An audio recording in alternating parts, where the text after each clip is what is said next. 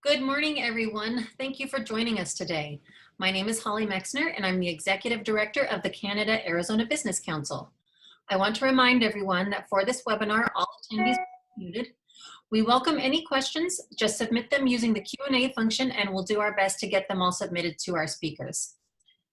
Now, before we get started, I want to thank everyone who's made this webinar series a success. We've hosted 6 of these sessions that we opened to the public, and this is the final one in the series. As our members know, everything the CABC does is reserved solely for the companies who belong to our organization. Given the nature of the pandemic and the amount of information that needed to be shared, we understood that for the benefit of the economy, all businesses need to succeed. And so we decided to do something positive for the community and host sessions on banking, transportation, cross-border relations, and other relevant topics that helped keep businesses going and provided them with the resources they needed. With empty offices and full screens, we've done our best to share information in a timely manner that benefits all of us, and we hope you had the opportunity to take advantage of these resources. With so much negativity in the world right now, we want to focus today on more uplifting topics. We want to create a sense of positiveness, an optimism in light of what we're going through, and discuss the promising ideas that have come out of the pandemic. We've assembled a group of people to discuss the encouraging advances in their industries. Over the last 5 months, we've watched as banking is re-engineering itself for the next millennium. We've heard about breakthroughs in medicine, and we're watching as a brand new vaccine is produced in less than a year, and telemedicine has finally become a reality. Restaurants are being redefined, as well as education, with teaching from home happening the exact same way our webinar is today.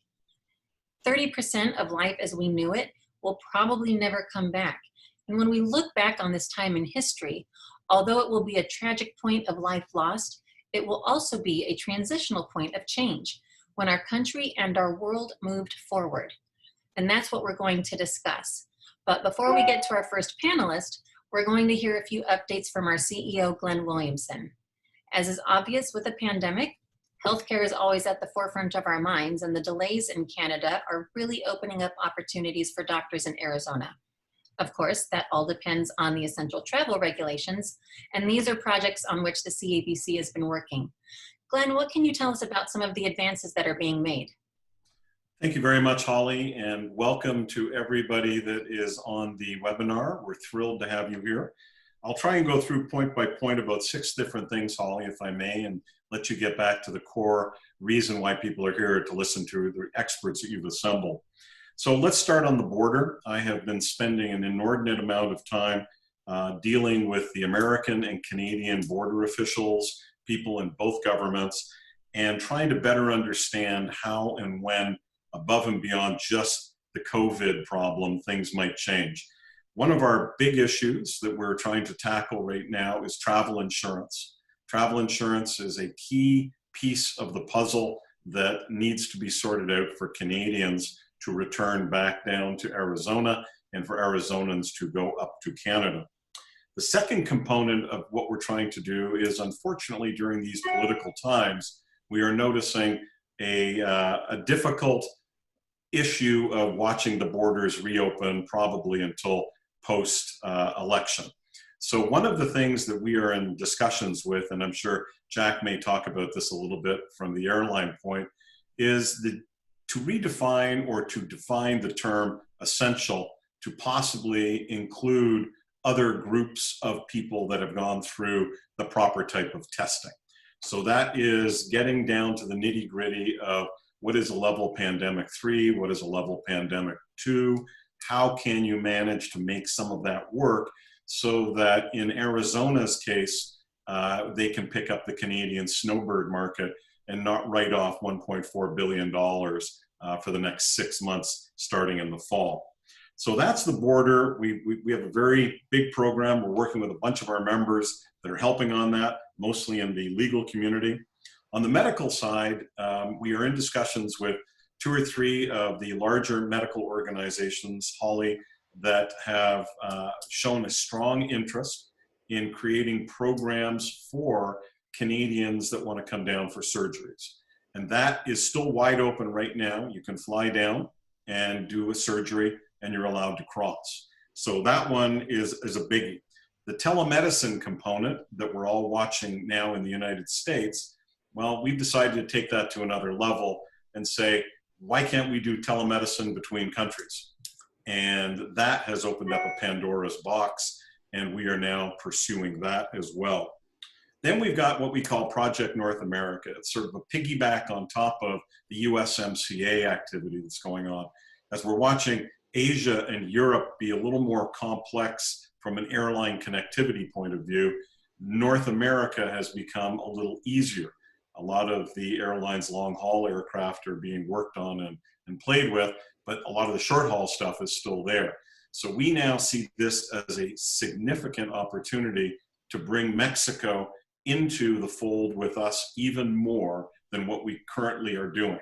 So I am spending an inordinate amount of time right now with the governor's offices of Chihuahua, Sonora, and Sinaloa, and we are looking at Canadian companies that operate in Arizona and in Mexico and pull this together. People like Justin Dutram have been doing this for a very long time, and we are now getting on that bandwagon in a big way, and we see the pandemic difficulties, but we see the opportunities, and the opportunities for us are to make Arizona a significant player in the United States to show true trilateral operational working, not just tourism, not just trade, but foreign direct investment with headquartering properties in all three of the countries. That unfortunately brings us to banking and reciprocity. It is still and continues to be one of my little problem children that we are having difficulty with. As you all know, we worked very, very hard to put a reciprocity agreement between Alberta and Arizona to find out that we did a really good job, and the lawyers all got it, but the banks don't get it, period, bottom line, don't get it. And I'm hopeful Tom will chat a little bit about that, because his bank is a good bank and a great bank, and one that we lean on for a lot of things. So that reciprocity is something we're also now working on 2 more provinces. And I know Mike Patterson is listening in on this. And Mike, thank you very much for all of your help. The other area I wanted to talk about is that because of this pandemic, for the first time in Arizona, we now have tourism and economic development professionals starting to spell the word snowbirds and understand what that means and the economic value of those snowbirds coming into the state. Unlike tourists, where the tax dollars come from the hotels, the snowbirds own houses and they pay taxes as well, but we don't track it. Now we're starting to play with that to find out just how big that is. And Steve Chukri, who is on this call, knows very well that these snowbirds do a booming business in the Restaurant Association's clientele list. Another side note that we're doing, Holly, is our private jet traffic is doing very, very well between Canada and Arizona. We're seeing north and southbound private jets. I hate to do this to you, Jack, but since they're not selling and buying first-class tickets on some of the airlines, a lot of these people are now flying private jets, and we're seeing a boom in the private jet market. And Arizona, specifically Scottsdale and Mesa Gateway, are smack dab in the middle of that. And not Scottsdale, but Phoenix Sky Harbor also has a very busy FBO out there as well. The last thing that I'm going to say before I get off my little podium here is, you all know the Coyotes, and we are so thrilled with their management team, I can't begin to tell you. And we are doing more and more and more with their management team, and we are helping their management team integrate the Hispanic community into this market at a great pace, and we're very excited about that. And I am the one that constantly has a dream, if you will, of a hockey game in Mexico City where the Montreal Canadiens come down, or Toronto comes down, and we do something like we have seen done with baseball and other sports, where we actually pay attention to this North American market from a sports point of view and bring NHL hockey to Mexico City, and Arizona being the jump point for that to occur. So Holly, that's my report. I will turn it back to you, and thank you very much for putting this together. So Glenn, are groups like Dignity going to expand into Canada, or are they already? I know Redirect Health is putting together a new program to reach out to Canadians. What are you seeing with our members on that line? So Dignity Health, who is probably at the forefront of the Canadian market from the properties that are down in the state of Arizona, the other health organizations. And I give Mick Hoover and all of his team great credit. We have open dialogues going on right now with entities in Canada. And some of the thought processes are, how the heck do we deal with a 2 to 3 year waiting list for those poor Canadians that just can't quite get to where they need to get to? And Dignity is trying to, as they're also concurrently working on their COVID issues, they are concurrently now trying to sort out how can they take those Canadians and bring them down here and do different things with them. So this is a big one, there is no question. And it is something that 2 or 3 other of the hospital groups have now approached us, and they are also interested in helping sort out some of these wait times for these patients. And many of these patients have houses here, so they were going to be down here anyways. And this just gives them an opportunity possibly to do it a little sooner and a little quicker. So we're very excited with the healthcare community in Arizona. Wonderful. Thank you, Glenn. Although our next topic wasn't as much in the news over the summer, this is definitely the time of year when everyone is thinking about education and what it's going to look like. Anyone who has kids can certainly tell you that things are still up in the air. And Justin Dutram, who's the Assistant Vice President for Mexico and Latin American Initiatives at the University of Arizona, is going to talk about the changes the schools have had to make in order to welcome kids back both virtually and in person. Justin? Great, thank you. Thank you very much, Holly. Thanks for the invitation, Glenn. It's always a pleasure to present to this group. University of Arizona is proud to be a member of the CABC. And anything that I say today, just to set up where things are right now, it's changing by the moment. So I'm going to put a disclaimer out there. Anything may change by the end of this presentation. So before I get started, I thought I would at least get that out in front. So with everyone's permission, I'll share my screen here.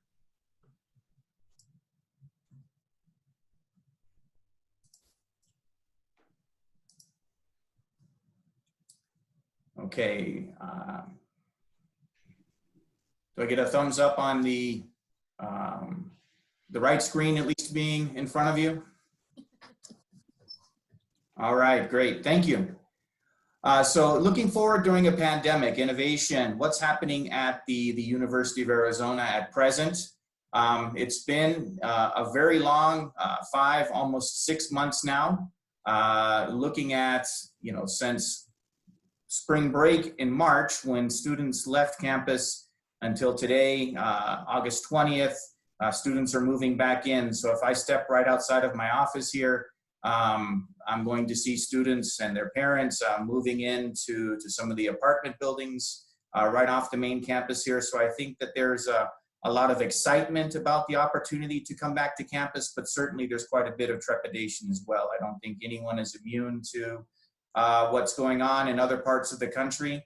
Of course, we took a very close look at what happened at the University of North Carolina at Chapel Hill, the decisions that were made at Notre Dame and Michigan State. So, we realize that, we're no different than anyone else. Those things can certainly happen here. All we can say is that, we've taken the data that we have at hand and used that data to drive the decisions that have brought students back to campus as we speak, and with classes beginning August 24th. And we'll see where it goes from there. I think we're very lucky to have Dr. Richard Carmona involved in developing or actually guiding the plan to return to campus along with Dr. Robbins. And we have a very robust health sciences college here with 5 different colleges: pharmacy, public health, nursing, and of course, the 2 medical schools. There we go. So thinking we in discussions before the presentation started, and I knew that there was going to be another Chicago connection, but this is, of course, just in general and attributed to Rahm Emanuel. So you never let a serious crisis go to waste. And what I mean by that is that it's an opportunity to do things you think you could not do before. And I've been witness to that over the course of the past months. I've seen the university move in directions that we probably would not have moved in had we not been living through a pandemic. And I think that positions us very well going forward, but we do have a very difficult period to work through, certainly over the next calendar year as we see how this plays out. So the big question is, in a time of unprecedented disruption, how does a large public university adapt and thrive? And when I say large, the University of Arizona may be small in terms of its physical footprint here in Tucson, but on a daily basis, when things are up and running in kind of in a normal fashion, you'll have about 60,000 people on campus. And that's divided between 45,000 students at the undergraduate and graduate level, and and then the rest, 20,000 or so faculty, staff, employees, and visitors to campus. So it's like a city within a city. And that brings, of course, a lot of benefits and a lot of complications along the way on how do we deliver education, how do we continue with the massive research enterprise that this university is engaged in during this time of a pandemic. So there's been a lot of adaptations, a lot of changes, and there will be more to come. So I think that anything that we discuss or present today is really just a snapshot of where things stand, and they certainly can change at a moment's notice. So thinking about this, we certainly have to consider the financial impacts of the pandemic. How does the university recover from the lost revenue that we're going to see due to the drop in enrollments? How do we deliver education? How do we deliver a quality 21st century education to students who are literally around, located in different places around the world, certainly here in Arizona? How do we do that in a fashion that is in line with what you would expect from a public Research One university? How do we manage to keep that research enterprise moving? How do we, so last week we had the news that we had the practice run for OSIRIS-REx approaching Bennu. We just had the announcement that the university is going to be one of the principal architects for the quantum internet going forward, with a $26 million grant coming from the NSF. How do all of these things continue to move forward at a time when you cannot physically bring people together in laboratories and have them work in a normal fashion? How does the university, how have we responded to COVID-19 in terms of practices, research, and more importantly, service as a public land-grant university to Arizonans and to folks in the United States and abroad? And then how do we seize this moment? Because we know that crisis brings opportunity. So we're in a position where we definitely can take advantage of opportunities that we may not have been privy to previously. So really just a quick snapshot of some of the financial impacts that we're anticipating. And this is not just an impact on the University of Arizona. This is an impact on higher education anywhere and everywhere. Private, public, it really doesn't matter. Everyone is going to see a significant financial impact from this. So just a quick snapshot, a few data points to give you an idea of what we're looking at going forward. So McKinsey did a pretty big study over the spring once this hit, and looking at the national average for higher education, most institutions get about 26% of their revenues from tuition and fees. At the University of Arizona, this figure is a little bit higher. It's at about 41%. So any drop in enrollment is going to hit us a little bit harder than it would hit the average institution here in the US. And I would say that the other two state universities are probably in a similar position, not exactly the same position, but in a similar position as the University of Arizona. If we think about how we make up those that tuition and tuition revenue, a big area of opportunity for all universities nationwide and really worldwide, we would put US universities, Canadian universities, Australia, New Zealand, and European institutions kind of in the same position. They're all trying to recruit very heavily from countries like China, India, the Gulf countries, and Latin America to bring students in to increase in enrollments, which in turn increase revenue. Well, in this point in time, we're seeing that, and for the US anyway, our embassies and consulates abroad are just now starting to open up their offices to schedule appointments for student visas. Well, classes start here Monday. Classes have started a few weeks earlier in other parts of the country. We know that there's a significant number of students who aren't going to be able to travel. They're not going to be able to make it here physically to attend class starting Monday. And if you look just beyond the university to what this means worldwide, the OECD tells us that there are about 4.3 million students who study outside of their home country. That's worldwide. And those students, whether they come to the US, Canada, or any other country, have a significant economic impact on the places where they study. In the US, the Institute for International Education tells us that that impact was about $45 billion on the US economy last year, just direct and indirect impacts of international students. So this is a real impact that is going to hit higher education very hard. Here at the university, we're kind of looking at, for new international enrollments, we're expecting a decline of about 30% because of those reasons I just mentioned, that students aren't going to get visas, they can't travel, there's restrictions, there's economic impacts.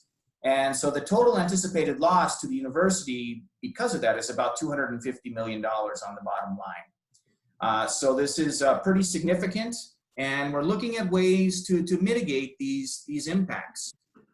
Another impact that we need to consider specifically for Arizona is the economic impact that this has had on all families. And McKinsey took a look at the impact that it's had on Hispanic and Latinx families throughout the country. And we know that 41% of those families are significantly impacted and think that it will hinder their ability to send their students to university this fall. That impacts us very, very, very seriously. The University of Arizona is a Hispanic serving institution, which means that 25% of our student body is of a Hispanic background. So those are just some things to consider. The financial impacts of this are real, and they're going to impact higher education for a long time to come. So how are we addressing this? We're looking at how we deliver courses to students. We can't have 25,000 students back on campus now at the same time. I think all universities kind of flipped into crisis mode last March. And now we're in a better position to look at how we can deliver instruction in a meaningful way to students going forward. So some students will probably, actually all students will have a mix of each of these different modalities. So some of them will come to campus for in-person classes. If they're in the performing arts, if their class has a lab component, if they're in the medical school, there are certain areas where, yeah, it makes a lot of sense to bring students back to campus. And that's really the first cohort we're bringing back. We're bringing back 5,000 students who are kind of in those disciplines or taking classes in those disciplines that really require them to be here. But of course, there's going to be reduced classroom density. There'll be all the precautions that you would expect to find. Some students will be enrolled in flex in-person classes where it'll be synchronous. They will meet with their professor sometimes online, and they may actually come physically to class 1 day a week, let's say. So there's a lot of different variabilities within that option. The third option is live online, where there wouldn't be any in-person component, but everything would happen synchronously. They would meet with their professors and their classmates at the same time, at the same hour, on the same schedule. And then the fourth option is what here at the University of Arizona we call an I-course, where it's asynchronous. Students are able to access the content and lectures at their leisure and just need to complete their assignments through the online learning platform. So there's something for everyone there. There's a lot of considerations to take into account. The professors who are teaching class, many of them are of an older age, and we need to consider that they need to limit their exposure as well. So there's so many different aspects to this. So looking at the adaptations that we've made, we're testing students. So as students are arriving to the residence halls right now, as we speak, they're being tested. So they're being given the rapid antigen test, and we've given over 5,000 tests over the past week or so, and we've only had 15 positive results come back. So that's looking pretty good. We've been testing since March here on campus. They've completed a little over 1,400 tests since this really hit, with about a 6% positive rate at the campus health. So those are people who are coming into campus health who are presenting symptoms or were exposed to someone with symptoms. That does not take into account anyone who was tested without symptoms. August 24th, classes begin. We expect to have 5,000 students on campus. And eventually we're going to ramp this up. We're going to look at how it goes. Everyone's looking at the data. We're prepared if students are testing positive, they can be isolated in dorms, meals will be provided to them. And of course, they're going to monitor those capacities as we go forward, and they'll be keeping a close eye on the capacities at local hospitals. If things start to look bad, as Dr. Robbins has said on several occasions, you know, they will make changes as needed going forward. 50% of the courses will have an in-person component. And by the time we ramp up completely, we expect to have about half of the normal campus population here. So between 25,000 to 30,000 people on campus. I should mention that up until this point, over the summer, we've had about 7,000 people on campus on a daily basis. So it hasn't been completely vacated. People have been coming to work. Research has been taking place, and things have continued on a somewhat normal basis, at least for those folks. So some more adaptations, things that you would think that a university would want to address, and you know, you can think about all the planning that has gone into this for all the different areas of campus life that are impacted. So we expect to see 50% less students on campus. Schedules are going to be staggered and spread out over a longer period of time during the day. We have modified traffic flows. They've dealt with kind of the facilities maintenance folks have dealt with the HVAC and making sure that all of the buildings are getting plenty of fresh air brought in. There's a major sanitation regime that's been developed where all surfaces that will be touched and seating areas will be cleaned several times a day. And of course, we have the PCR and rapid antigen testing available to everyone here on campus. So campus life, as I mentioned, you can imagine all of these aspects of campus life have been impacted. Residence halls, the student unions, you know, where do students eat? How do they eat? We're having huge tents put up on the mall where students can have appropriate social distancing and still enjoy a meal. Of course, campus recreation is closed. Libraries, how do you check out the materials that you need? How do you access the materials you need to do your assignments? Of course, athletics is off the table right now. Greek life, how is that dealt with? Campus health, of course. Financial aid, you know, we're used to seeing students line up at the beginning of the semester to address financial aid issues. All of that's being addressed online right now. And of course, how do we deal with students? How do we provide equal access to all students here at the university? So it's a very complex and difficult issue, and we're going to see how it goes. I think that the plan that has been developed is very comprehensive. Coming back to that issue of enrollments. So as we look to the future, one of the things that Arizona is looking at is how do we attract students? How do we reach students beyond our borders who are not going to be able to travel, but still would like to get an education from a U.S. university? So we've developed what we call the Global Campus, where students are admitted to the University of Arizona, can either go through a transfer pathway or do a full degree online. But the unique thing about this is that these students will also have the opportunity to get an experience at one of our partner institutions. So we've been able to develop this program in conjunction with 150 partners at 150 sites around the world. Very excited about this as it goes forward.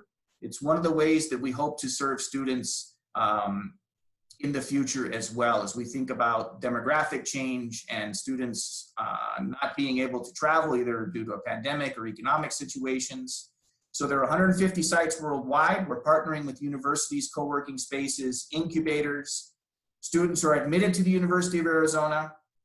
And then they have what we take for granted, but may not be as easily accessed in other parts of the world. So access to the internet, access to study space, access to computer labs, access to co-working space. They'll have all of these things at our partner institutions while they're completing their coursework with the University of Arizona. So we're very excited about global locations and global campus as it goes forward. We expect it to significantly increase access to the University of Arizona for students beyond our borders. So I'm just gonna move forward here, thinking about the response and innovation. So we've had a couple of really neat innovations come out of dealing with the pandemic, and how do we share data among the different agencies so that the decisions that need to be made can be made with appropriate data. One of those is just coming out, and it's called COVID Watch. And COVID Watch allows a student or anyone to enroll. It's fully anonymous, and it uses Bluetooth proximity to let people know, if you've been exposed to someone who has tested positive, someone who is showing symptoms. It's completely anonymous, and it will allow you to assess the level of risk that you're exposing yourself to as you go through your daily activities. The second one is AZ COVID Text, which has been out really since the beginning of the pandemic. And this allows families to self-report data about their health status within their household. And this kind of reinforces the data that the Arizona Department of Health Services is collecting and breaking it down by zip code, so we can see what's happening, at least at some level of granularity and with the zip codes, in different parts of the state. So those are two kind of technology-based applications that have come out of the university to help us deal with this crisis. And of course, having two medical schools and a very robust research enterprise related to bioscience and the health sciences, we've really been at the forefront of addressing the problems with COVID-19. Really, the first part of that came out of the University of Arizona Genetics Core, where right away we were able to be validated by the FDA for PCR testing and develop test kits that we shared with numerous agencies around the state at the beginning of this, when all of the testing materials were very, very difficult to acquire. That was followed up by the antibody test, which was developed here. We've given over 250,000 tests to first providers, to students and to employees here in the University of Arizona community with a very, very high rate of accuracy. And that's going to continue to help us address these issues going forward. The US CDC just gave us a $7.7 million grant to look at to identify patterns of immunity over time. So what happens within someone's body with your own immune system? Does it decline? How does that play out over time? And then the final one I'll mention here is a really interesting one that Dr. Ian Pepper at the West Center has been doing for some time for other pathogens, but has adapted his methodology to tracing COVID-19 in wastewater flows. So I know they're doing this in other parts of the country as well. So this is being implemented here on campus, especially around the residence halls, so we can tell what's happening. Is there COVID-19 present at what levels in these residence halls? So with that, I'll move on to a quick video here that will give you a little bit of information on what University of Arizona Health Sciences has been up to with addressing the COVID-19 situation. Justin, can you hear me? Yes. I know we had planned to show this video. We do need to move on because we still have 3 speakers. Okay. But perhaps this is something that we can put out on our website for people to take advantage of later, if that's okay with you. That works. That works. I appreciate All right. it. Thank you. And thank you, Holly. You're welcome. Thank you. I'm excited you mentioned OSIRIS-REx. We watched that launch. Actually, September will be 4 years ago, I believe. September 8th was the launch, and so it's exciting. I know Glenn in his aerospace days worked with a lot of people who were a part of that, and so it's great to see everything that the university is doing. Now, the lockdown is a scary time for a number of reasons, not the least of which is job security. And companies have had to get creative to keep people employed, and their relationships with their banks play a big role in that. So Tom Doherty, who is a managing director and head of business banking at CIBC, is going to share with us changes the banks are making in light of the pandemic. Tom, thank you for being here today. Thanks, Holly. If you can hear me, I have a presentation. I just want to talk through a few things with everybody and give a quick update. And I thought I would kind of focus on three areas where the COVID has had an impact on things and on your businesses and on us, obviously. One would be the credit process and management of that credit process by the bank. And what does that mean to clients? Revenue compression by banks with the lower rate environment and their net interest margin between the loans and deposits you're seeing, and some loan loss provision increases with what's going on. You're seeing banks' earnings taking a hit this year, and that brings technology into play. And how are we trying to be more efficient and leverage technology in the new environment? And the last thing that connects into is customer service and experience. And how are we, with less contact, more technology, how are we trying to still deliver kind of a higher end, the high service level that we want to deliver? So, you know, it's funny, we always, in any business or industry, we strategically talk about things are a marathon, not a sprint. But unfortunately with COVID, it's a series of sprints, I think, is what we're all dealing with. And the finish line changes constantly for us. And it's had to be a very quick adjustment for everyone, including the banks, which historically are not known for being the most mobile, moving things around and strategically changing direction real fast. So we're learning, we've had to adjust. Give you an example of that. Many of you, on the US side are familiar with the infamous PPP loan program that the government came out with to help business get through the first pass of that for smaller businesses. Just to give you an impact of what that looks like for us, for example, we, in a normal year, and we're a decent sized player in the SBA business in the US side of it, we might do, $40-50 million of SBA guarantee loans in a year. It might be 30-40 deals, and that's not bad numbers. In a period of 90 days, we did $2 billion of PPP loans and did it with about 2,500 clients. And that's a good example of where technology, you see bad customer experience by a lot of borrowers or other borrowers from other banks, where it was more portal, everything's input automatically, not a lot of touch or contact with someone personally. And we took the other route, but it took about 170 people in the back room pulling from all around the bank to support that, deal with clients on a one-on-one basis. So it was very less automated, but from a client service standpoint, turned out to be a very positive move for us. Now we're shifting into more of the automation of things as we, again, pivot and adjust. But give you a feel for kind of what we're seeing in our portfolio from the credit risk side.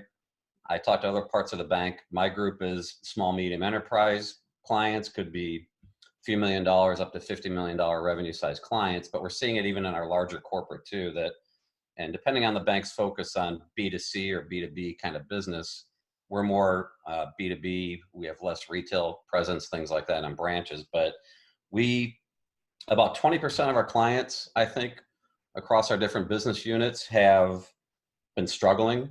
And that's more the B2C, the obvious ones, some of the restaurants, retail, businesses involved in trade show support, travel, hotels. Obviously, we've had some hotels in our book that might normally, over the first few months of the pandemic, were operating at about a 15% occupancy, which was really a struggle.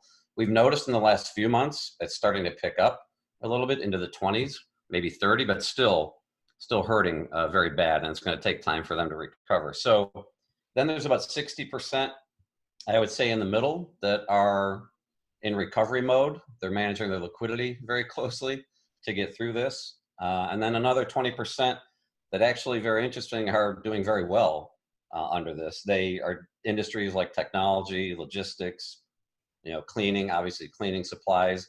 And some businesses have pivoted very well, which has been interesting. I think a good lesson for a lot of businesses in that space. For example, I was on a call yesterday with a ServPro finance it's a franchise. Obviously, you're familiar with it. Cleaning, where they do disaster recovery. It could be flood, fire, things like that. This is a California-based acquisition of a ServPro office. They've pivoted recently into cleaning, COVID cleaning of offices, things like that, where the franchise is helping them out, and it's becoming very successful for them. But I think innovation this has caused some businesses to innovate and get creative to survive. And we're seeing that across the board. So how do the banks respond to that?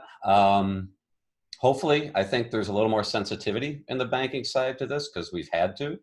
Part of that is regulatory relief by the government on how we risk rate credits and how we have to reserve for those.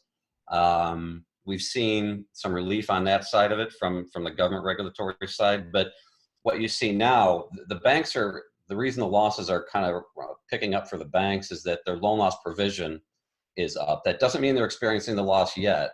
It means they're forecasting increased losses as we head into the fourth quarter.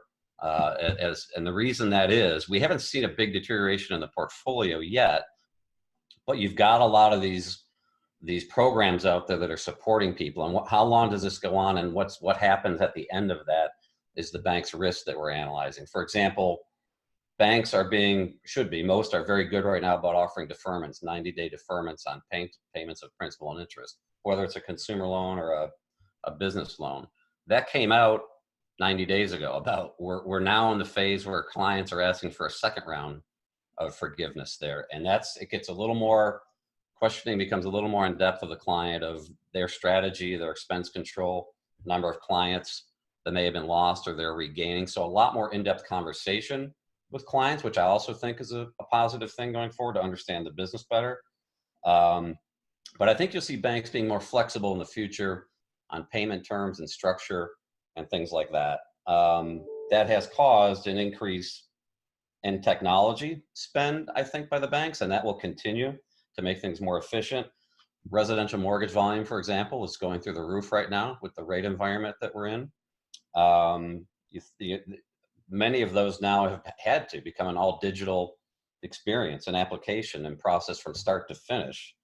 Even on the commercial side, where historically pre-COVID signatures in many cases had to be wet signatures, now we've had to go to e-signatures on the notes, security agreements, everything all the way through. And that's actually been a positive experience for the clients and for us from an efficiency standpoint. So the risk part of the banks are adjusting their thought. They've had to, which I think is positive. The flip side of that, though, is the fraud and the requirements of know your customer, anti-money laundering, and a lot of those things. Clearly, the fraudsters out there are aware of what's happening, and they're trying to jump in and take advantage of this too. So the banks are having to be careful to play a catch-up game there. And the amount of time and discussion around cybersecurity is increasing significantly. So that's the flip side of it that can be a little concerning. But we've had to go to more of those electronic and technology answers across the board. As far as the reciprocity issue that we're talking about here, it's a very good issue, and CBC and Glenn and Holly and everyone have done a lot of work on that. We have a very large cross-border desk at the bank of companies doing business between the U.S. and Canada.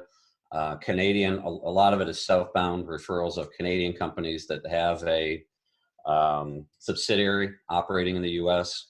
that needs, whether it's accounts or lending needs, and they want to establish those as a separate entity. The issue with the reciprocity is recognizing of lien rights, and how do we do that if we have to take a lien on Canadian assets, et cetera, or vice versa.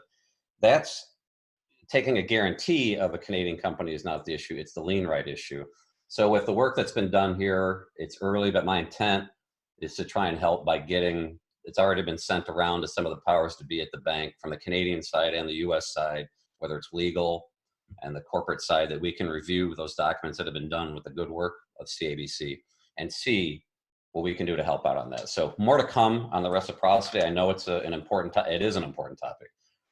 We just got to get through the risk and the legal side of it and make sure we get everybody on board. And hopefully that'll help set the stage for some future work with other banks. So second topic, really revenue compression. Again, You're seeing that increase in loan loss provisions by banks. Things are still holding on very well. What you're going to see there is, if you haven't experienced it yet, what we do, and I think most banks are doing, is going through their, on the commercial side, the business side, and identifying every client into a high, medium, low risk category based on discussions, one-on-one discussions of where that business is headed, and how closely we want to monitor things, looking at a lot more detailed questions around forecasting, everything I was talking about earlier. Those are being reviewed on a monthly basis by the bank, and we're paying a lot more attention to those kind of things so we can forecast that out.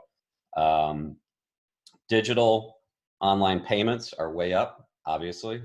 Online platforms are critical. Things like ACH payments are critical, and you're seeing banks that didn't have a lot of online platform expertise sinking more money into those things, and I think you're going to continue to see that. Increasing online bill pay functionality is another thing we're seeing. A lot more time spent on that. Prepaid cards versus cash.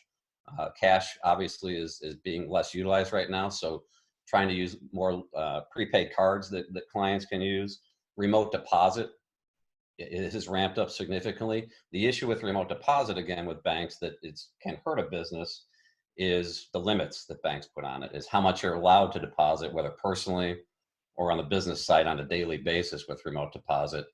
Again, it's a fraud control issue for banks, but you're seeing those limits go up because they have to, because it's the only way that businesses can make those deposits. So a lot of technology because of this coming around. On the customer service side, you know, we're all managing our life through apps and online banking, and that volume is only increasing. You're seeing a lot more, and again, it's a catch up again, because again, these sprints go in different directions, but a lot more support through call centers, things like that.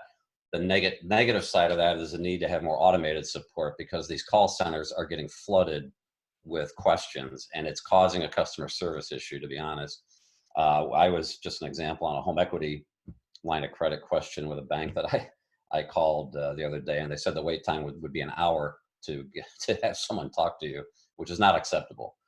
So banks have to continue to find ways to automate that and get support. You know, the branches, obviously, most of them have been closed for months. Drive-throughs were open through this, and that's fine, and pushing people to more online banking. But there's a population out there, particularly the elderly, that like and need, they don't have the skill set, in many cases don't want the skill set of the technology.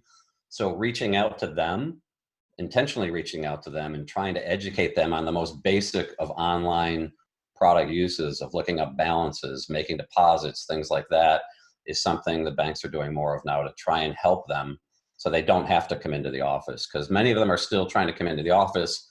If they show up and the doors are locked, it's a bad experience for them. So it's a balance act, because the health and safety is critical, but we need to try and reach out to them and help them. Here's one positive that I've noticed on the business side is the use of Microsoft Meetings, whether it's Zoom or Microsoft Meetings or Blue Jeans or whatever we use. You know, we, for example, do a lot of M&A work around the country, and it's always nice to go out and meet the buyer and seller together and see how that transition is going to go. Obviously, we can't do that. And when you're lending millions of dollars, that's critical.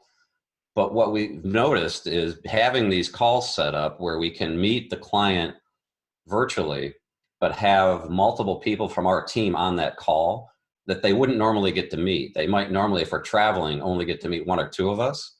Now they're getting to meet the team that they'll be interacting with and put a name to a face down the road, whether it's support staff or, you know, a credit analyst or whatnot. And that the feedback from clients has been huge on that. It's really helped introduce more people to the relationship in a way that we wouldn't normally do. So I think that's going to be a permanent change. Not that the travel won't come back. I think when we're able to, you can't replace the face-to-face when it comes to some of these interactions, but it's going to be much less.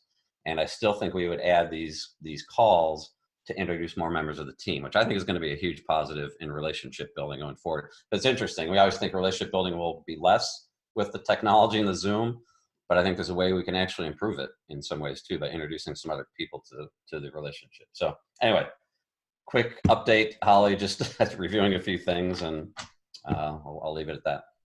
I appreciate it, Tom. Thank you so much. We're certainly seeing the branch closures here as well and everything moving to online. So it's nice to see that trend is going to be continuing and hopefully serve more people in the process. Yep. I don't think there's any adult on the planet who can say they aren't aware of how difficult things have been for the travel and tourism industry. In fact, as Glenn mentioned, one of the few silver linings we've seen have actually been with private aviation. And as people look to heightened hygiene measures, expedited check-in processes, flying private has become a huge lure. Now, commercial airlines are certainly facing their own challenges and evolving as a result of it. And here to share more on that is Jack McCain, the Director of Government Affairs for American Airlines. Jack, what sort of advances are you seeing? So I'll make mine pretty quick. I know we're running short on time. So big advances that we've seen, and all of the major carriers have kind of followed a similar model in that we've renewed and reinvigorated a commitment to cleaner aircraft. We all are similar in certain ways. HEPA filters are pretty standard across the industry, making sure we provide hand sanitizer, wipes. Electrostatic spraying is a newer innovation that we've seen that's been very helpful in combating virus. Really, for the industry, it's restoring consumer faith and consumer confidence in commercial travel. I'm a pilot myself, so the private aviation thing doesn't bug me as much as it probably should, but it's one of those at some point, we are going to have to connect the country and connect the world again through aviation. That's our primary concern, not just making money, but the connection itself, getting our people to their destinations is what drives the airline. We've implemented temperature and health and wellness checks across the entire industry. Each of our employees, whether they're working from home or flying on an aircraft, have to take the temperature, ensure they're healthy, and if they're not, we've made sure we have the contingencies on board to make sure that we can work around a missing crew member. Some of the big trends that we've seen, leisure travel has made a little bit of a rebound, surprisingly. People are really tired of being locked up in their homes, which I think we can all understand, and have been going places, for instance, to do an Airbnb with friends, or to go somewhere where they feel as if they're in an environment which they're not going to get sick, but they're not necessarily in their own homes. So over the summer, and as we see more mobility, we do see some of that travel bouncing back. Our big worry is we're not seeing business travel bounce back concurrently. A lot of industries have been able to figure out solutions for working from home. So there's not as much connection happening there. We don't see, especially international travel is what most impacted. Overseas travel, whether it's the LAX, out of LAX to China or to London, Paris, we've seen a significant downturn in there. But the big positive for us is it's forced us to give us a view into why we were doing things the way we were doing and find optimization. For instance, we're getting rid of all of our older, less efficient, less green aircraft. So the big positive for us that we don't really have the need to have some of these older aircraft on board. And we're hopefully going to see the reintroduction of the MAX fairly soon. So looking forward to that as well. So we've been able to optimize, we've been able to find efficiencies, and we are looking forward to the future of reconnecting and reinvigorating the airline industry. I know we're almost out of time. I've got more to say, but I'll leave it with that. Thank you so much, Jack. You know, it's certainly been an interesting summer, and seeing people start to fly again is extremely encouraging. So we appreciate your time. Our last speaker has certainly seen a tumultuous time. Aside from being the Maricopa County Supervisor, Steve Chukri is also President and CEO of the Arizona Restaurant Association. Steve, what innovative things are your industry tackling to make sure the restaurants stay open? Well, thank you for having me, Holly, and same to you, Glenn. And I guess Glenn and Jack did not get the same memo that Tom, Justin, and I got, to wear a polo shirt, not a tie and coat, when it's 115 degrees out. So next time, guys, come on. Let me just tell you that I've had the distinct pleasure and good fortune of being a part of this organization and leading it for the past 18 years. And I would share with you that I have not seen the level of devastation to our industry across the board than I've seen now with COVID-19. And I like to say that COVID-19 has a way of treating its friends and enemies the same. It really does. It goes after both with equal force. So let me just give you a few top line numbers, and I agree with Jack. I'm going to be brief so we can certainly be respectful of time. However, I think it's important to tell you a few things. Just a few years ago, the restaurant industry across the United States became the most trusted industry in America, taking out technology of all industries for the first time just about 3 years ago. And that's a great honor to have that, but it's also, with that honor comes responsibility. As an industry and as an economic engine for the country, this year across the United States, restaurant sales were expected to reach $900 billion. We are almost $1 trillion industry. So when you pare that down and say, how does that impact Arizona? What is Arizona? I know some of you are natives here of Arizona, but I will tell you, growing up here as a native, we had two kinds of food. We had Mexican food, and then we had a different kind of Mexican food. The culinary diversity and the economics of this industry have changed dramatically in the past 20 to 30 years, to the point where last year, Arizona restaurants sold $13.4 billion worth of food. That's you going to your favorite place. And that's not convenience stores, that's not grocery stores, that's just solely restaurants. So juxtapose that to now, the perfect storm, which happened in March when we had spring training happening here, the most beautiful time of year in Arizona, the most economically beneficial time to restaurants is the springtime. We lost in the month of April alone $815 million in restaurant sales. Our daily payroll in the restaurant industry here in Arizona went from roughly 14.5 million per day down to 2.5. 80% of our workforce is still dislocated or furloughed. We employ 230,000 people in the state of Arizona. So it sent a ripple effect, a chilling effect across the board. So what does that mean? I grew up in the car business here in Arizona. My grandfather was the first licensed auto dealer. I can tell you all day long about the innovation of the car business. However, it really doesn't compare truly to the innovation and entrepreneurism of restaurateurs. So what we've had to do is we've had to adapt. We've come up with to-go alcohol, as many of you are aware, to try and help boost our sales, but also be responsible at the same time. We've shifted, keep in mind, roughly pre-COVID, 10% of your business, maybe 15% of your business for your average restaurant was to go. That was inverted when restaurant dining rooms had to close to now almost 85% at the time.